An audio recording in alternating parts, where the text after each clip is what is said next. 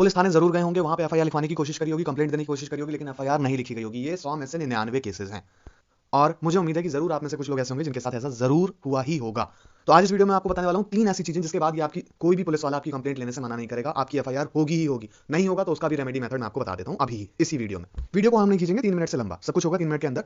लेकिन मैं आपको बता दूं कि इस वीडियो पे जो भी कमेंट करेगा उनमें से एक लकी विनर को मिलेगा हमारी कोर टीम मेंबर का पार्ट बनने के लिए 1 महीने तक। तो आप लोग जरूर, तो कभी भी आपको पुलिस स्टेशन जाना है तो आपको इस तरीके से अपनी एफआईआर बनानी है। सबसे पहले सेवा में एसएचओ, आप हिंदी इंग्लिश को भी मीडियम यूज कर सकते हैं। सेवा में एसएचओ, पुलिस स्टेशन जो भी है उसका नाम, जिस डिस्ट्रिक्ट में या फिर जिस राज्य में पड़ता है डिस्ट्रिक्ट और राज्य उसका नाम लिखें, नीचे डेट डालें।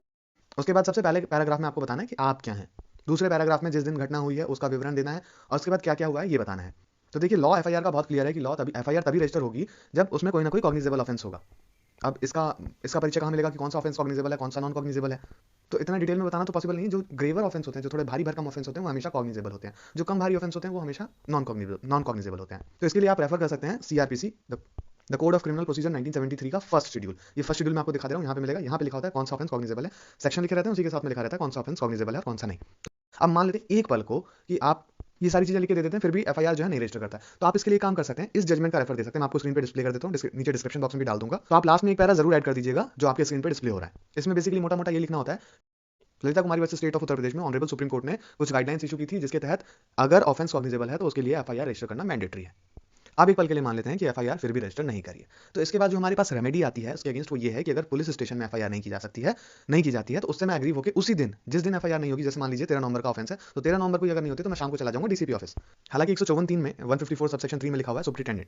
तो जहां पे कमिश्नरेट सिस्टम होता है वहां पे सुप्रिटेंडेंट की पोस्ट जो होती है इक्विवेलेंट होती है डिप्टी कमिश्नर ऑफ पुलिस के बराबर। तो आप एसपी ऑफिस या डीसीपी ऑफिस यहाँ पे जाएंगे, एक लेटर लिखेंगे डीसीपी को या एसपी जो भी होगा कंसर्न। इसका फॉर्मेट में मैं आपको दे देता हूँ। इसमें सब्जेक्ट आप लिखेंगे 154(3), ब्रैकेट में 3 आएगा इस बार, पहले 154(1) था। अब इसमें इस लेटर में आपको अपने कंप्लेंट की जो कॉपी आपने पुलिस स्टेशन में दी थी जिस पे एफआईआर नहीं रजिस्टर करी, उसकी एक कॉपी लगा देनी है पीछे। और इस लेटर में सिंपली आपको ये लिखना है कि जो आपका नाम पता है वो लिखिए, और लिखिए कि आपने एक कंप्लेंट दी थी जिसमें कॉग्निजेबल ऑफेंस, संज्ञेय, इसको हिंदी में संज्ञेय अपराध कहते हैं, ये ऑफेंस डिस्क्लोज हो रहा था, फिर भी मेरी एफआईआर नहीं की गई है। तो एफआईआर करने के आप निर्देश यहाँ से पास कर दीजिए, ताकि जो कंसर्न पुलिस स्टेशन है वो मेरी एफआईआर लिख ले। अब 100 में से 1% चांस मैं मान लेता हूँ कि 154(3) के बाद भी आपकी एफआईआर नहीं होती है, तो आप मैक्सिमम 2 दिन वेट करिएगा, इससे ज्यादा वेट मत करिएगा, और सीधा 156(3) में चले जाइएगा कोर्ट में, और कोर्ट से डायरेक्शन मांगिएगा एफआईआर रजिस्टर कराने के लिए। जब भी कोई कॉग्निजेबल ऑफेंस डिस्क्लोज होता है तो कोर्ट जो है ऐसे केसेस में प्रेफर करती है कि एफआईआर रजिस्ट्रेशन की डायरेक्शन यूजुअली पास कर देती है। तो इस तरीके से आप देख सकते हैं कि सिर्फ 3 दिन में आपकी एफआईआर हो गई। और कुछ लोग होते हैं, कुछ लोग भागते रहते हैं इधर उधर, सीएम विंडो पे कंप्लेंट लगाए, पीएम विंडो पे कंप्लेंट लगाए, उन सबका कुछ उतना इफेक्टिव रेमेडी नहीं है। सबसे फास्ट रेमेडी मैंने आपको बता दी, 3 दिन के अंदर आपको रिलीफ मिल जाएगा। तो गाइस, अगर आप भी हमारी कोर टीम के साथ जुड़ना चाहते हो तो इस वीडियो पे कमेंट जरूर करें, और अगर इस वीडियो में दिखाई हुई किसी भी इन्फॉर्मेशन के रिगार्डिंग कोई भी डाउट है, कोई भी क्वेरी है, तो आप कमेंट कर सकते हैं, इस ईमेल एड्रेस पे ईमेल कर सकते हैं, इंस्टाग्राम हैंडल पे डायरेक्ट डीएम कर सकते हैं, और इवन यूट्यूब पे भी डीएम कर सकते हैं। चाहते हैं कि कोर्ट मैरिज कैसे कर सकते हैं तो उसके लिए वाली वीडियो देख सकते हैं। और अगर आप देखना चाहते हैं कि अगर कोई वाइफ जो है फर्जी केस डाल देती है अपने पति पे या ससुराल वालों पे 498 का क्रूएल्टी का, तो उसके लिए क्या समाधान है, उसके लिए भी आप ये वीडियो देख सकते हैं। वीडियो देखने के लिए बहुत बहुत धन्यवाद।